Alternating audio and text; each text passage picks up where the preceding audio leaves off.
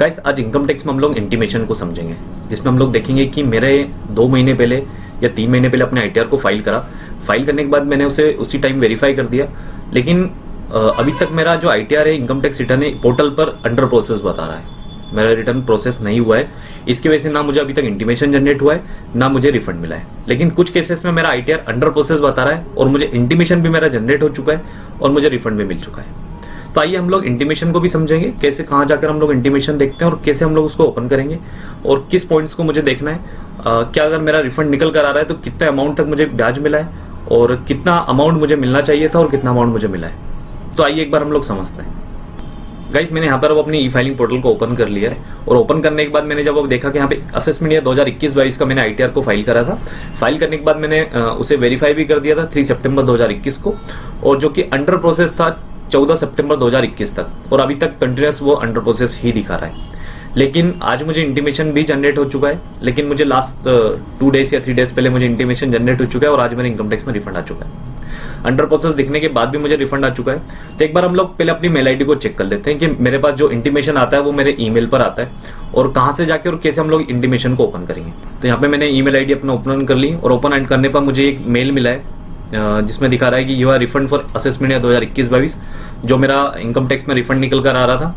और उसमें ये बता रहा है कि ये मेरा एक्नॉलेजमेंट नंबर है, जो भी मैंने इनकम टैक्स रिटर्न फाइल करा था उसका। उसके बाद मुझे यहाँ पे नीचे आना है, यहाँ पे बता रहा है dear assessee your find attach the income tax intimation under section 143(1). मुझे एक इसका पीडीएफ फाइल मिला है with respect to the return of income file by you for the assessment year 2021-22। जो भी मैंने असेसमेंट 2021-22 का आईटीआर फाइल करा था उसके रिस्पेक्ट में। तो मुझे एक बार जाके यहाँ पे नीचे चेक कर लेना है अपने इंटीमेशन। गाइस यहाँ पे जो मेरी पीडीएफ फाइल है, मुझे ये पीडीएफ फाइल यहाँ पे ओपन कर लेनी है। जो मेरी ये पीडीएफ फाइल होती है उसको ओपन करने का जो पासवर्ड होता है वो जनरली मेरी पेन नंबर स्मॉल केस में प्लस मेरी date of birth without any space. तो मेरा पेन नंबर मुझे डालना है प्लस डेट ऑफ बर्थ डालना है। उसके बाद मैं यहाँ पे अपनी पीडीएफ फाइल ओपन कर लेता हूँ। तो मैंने इस पीडीएफ फाइल पे क्लिक किया और पासवर्ड डाल के इसे ओपन कर लिया। फ्रेंड्स जो मेरा इंटीमेशन होता है वो मुझे हिंदी में भी मेरा जनरेट होता है। अगर मैं हिंदी में देखना चाहूँ तो उसे देख सकता हूँ और इंग्लिश में भी मुझे यहाँ मिल जाएगा। तो दोनों केस में अगर आप देखना चाहें तो देख सकते हैं। मैंने यहाँ पे इंग्लिश में ओपन किया और यहाँ पे बता रहा है you are refund for assessment year 2021-22, और जो मुझे रिफंड अमाउंट मिला है वो मुझे मिला है 40,980 रुपए का। यहाँ पे मैं एक बार चेक कर लेता हूँ कि आईटीआर फॉर्म टाइप मैंने आईटीआर 1 फाइल करा था। डेट ऑफ फाइलिंग 28 अगस्त 2021 को मैंने फाइल किया था बिफोर ड्यू डेट, और इंटीमेशन जो मेरा जनरेट हुआ था, इंटीमेशन ऑर्डर डेट 26 अक्टूबर 2021 को मेरा इंटीमेशन जनरेट हुआ था। इसके बाद अब मुझे यहाँ पे नीचे आना है। जो मेरी टोटल टैक्सेबल इनकम थी वो यहाँ पे बता रहा है कि 490 थी और जिसपे मुझे रिफंड मिलना था 39,600 का, लेकिन मुझे रिफंड मिला है 40,980 रुपए का। तो रिफंड मुझे ज्यादा मिला है, और क्यों ज्यादा मुझे मिला है, किस कारण से मिला है, तो एक बार हम लोग वो भी देख लेते हैं। तो मुझे स्क्रॉल करते हुए यहाँ पे नीचे आना है और यहाँ पे मेरी इनकम का बाइफिकेशन दिया हुआ है। तो एक बार देख लेते हैं इनकम का बाइफिकेशन हम लोग कैसे समझेंगे। तो जो मेरी ग्रोस टोटल इनकम थी एज पर माई आईटीआर, जो मैंने फाइल करा था अपना आईटीआर, उसके हिसाब से मेरी ग्रोस टोटल इनकम थी 7,18,771 रुपए की। लेकिन इनकम टैक्स के अकॉर्डिंग सेम मेरी ग्रोस टोटल इनकम कंसिडर करी। उसके बाद जो मैंने अलाउंसेस क्लेम करे थे 22,760 के, same allowances consider by income tax department CPC. जो भी मैंने यहाँ पे डिटेल फाइल करी थी, जैसे कि अंडर सेक्शन 16 में मैंने 50,000 रुपए का क्लेम करा था डिडक्शंस, 2,500 रुपए का भी क्लेम करा था मैंने, तो वो भी कंसिडर हुआ है। यहाँ पे मेरा मैच हो रहा है।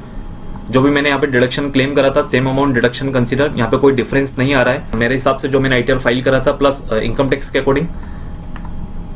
इसके बाद यहाँ पे मैं अगर नीचे स्क्रॉल करते हुए आता हूँ तो यहाँ पे बता रहा है कि मेरा रिफंड आ रहा है 39,600, क्योंकि इनकम टैक्स में मुझे रिफंड मिल रहा है 4,980। तो 1,383 रुपए का जो मुझे एक्स्ट्रा रिफंड मिल रहा है वो मेरा ब्याज मुझे मिल रहा है। सेक्शन 244A में मुझे ब्याज मिलता है 0.5% अगर मैं बिफोर ड्यू डेट अपने इनकम टैक्स रिटर्न को फाइल करता हूँ। 1 अप्रैल से लेकर रिफंड डेट तक मुझे यहाँ पे इंटरेस्ट अमाउंट मिलता है। तो एक बार हम लोग देख लेते हैं 39,600 का अगर मैं मल्टीप्लाई करता हूँ 0.5% से, अक्टूबर में मुझे रिफंड अमाउंट मिला है, तो अप्रैल से लेकर अक्टूबर तक की डेट तक का जो 7 मंथ का मुझे इंटरेस्ट मिला है 0.5% से, तो वो मेरा बनता है 1383, और जो टोटल मुझे रिफंड मिला है 40,980। तो फ्रेंड्स यहाँ पे हम लोग इंटीमेशन को देख लिया कि यहाँ पे मेरी ऐसी कोई डिमांड्स नहीं है, या कोई भी जो डिडक्शंस जो मैंने क्लेम करी थी चैप्टर 6 में जो मैंने डिडक्शन क्लेम करा था, या सेक्शन 10 में जो भी मैंने क्लेम करा था वो डिसअलाउ नहीं हुआ है। और मुझे पूरा जो रिफंड मैंने इनकम टैक्स में मैं चाहता था अपने आईटीआर के अकॉर्डिंग, वो मुझे पूरा क्लेम मुझे मिल चुका है। मैक्सिमम केसेस में ऐसा भी होता है कि मेरा रिटर्न अंडर प्रोसेस दिखा रहा है लेकिन मुझे रिफंड मिल चुका है, और अगर मुझे मेरा रिटर्न अंडर प्रोसेस दिखाने के बाद भी अगर मुझे इंटीमेशन जनरेट हुआ है लेकिन मुझे रिफंड नहीं मिला है, तो एक बार अपने इंटीमेशन को इस तरह चेक कर सकते हैं। और कई ऐसे कारण होते हैं जब मेरे बैंक अकाउंट में रिफंड नहीं आ पाता, जैसे कि मेरा बैंक अकाउंट डिटेल गलत है और मेरा बैंक अकाउंट प्री वैलिडेट नहीं हो पाया है, और जब तक मेरा अकाउंट प्री वैलिडेट नहीं होता तो उस कारण से भी मेरा इनकम टैक्स रिफंड रुक जाता है। तो एक बार अपने अकाउंट्स को वैलिडेट कर लीजिए। कहां से और कैसे जाकर हम अपने अकाउंट्स को प्री वैलिडेट करेंगे वो मैंने पिछले वीडियो में आपको बताया हुआ है। और आप एक बार अपना बैंक अकाउंट को वेरीफाई कर सकते हैं। अपना बैंक अकाउंट का मोबाइल नंबर एक बार वेरीफाई कीजिए। ईमेल आईडी जो भी आप अपने इनकम टैक्स रिटर्न में डालते हैं वो ईमेल आईडी आपकी बिल्कुल सही होना चाहिए, क्योंकि ईमेल आईडी पर ही मुझे इंटीमेशन जनरेट होता है और जो भी मुझे इन्फॉर्मेशन होती है जनरली मैं ईमेल आईडी पर ही मैक्सिमम इन्फॉर्मेशन रिसीव करता हूँ। और मुझे अगर कुछ मेल सबमिट करना होता है तो मैं अपनी रजिस्टर्ड मेल आईडी से अगर उसको सबमिट करता हूँ तो मे बी कि मुझे जल्दी से उसका रिस्पॉन्स मिल जाता है। अगर मुझे फिर भी लग रहा है कि मेरी मेल आईडी मेरा बैंक अकाउंट्स बिल्कुल सही था और मुझे रिफंड इस कारण से नहीं मिल पा रहा है, तो एक बार आप अपनी ग्रीवेंस सबमिट कर सकते हैं सीपीसी को और आपको इसका आंसर मिल जाएगा कि भाई किस कारण से आपको रिफंड नहीं मिल रहा है। हो सकता है कि आपकी पोर्टल पे पहले से कोई डिमांड है और उसके अगेंस्ट में अगर आपका रिफंड एडजस्ट हुआ है तो हमें पूरा अमाउंट रिफंड नहीं मिलता या रिफंड पूरा अमाउंट हमारा चला जाता है। तो एक बार वो भी आप चेक कर लीजिए। आपके मोबाइल नंबर और आपकी ईमेल आईडी आईटीआर में बिल्कुल सही होना चाहिए, और जो आपको काफी हेल्प करता है आपको इंटीमेशन को देखने में। तो फ्रेंड्स, अगर आपको ये मेरा वीडियो अच्छा लगा हो तो मेरे चैनल को सब्सक्राइब कीजिए और मेरे वीडियो को लाइक कीजिए।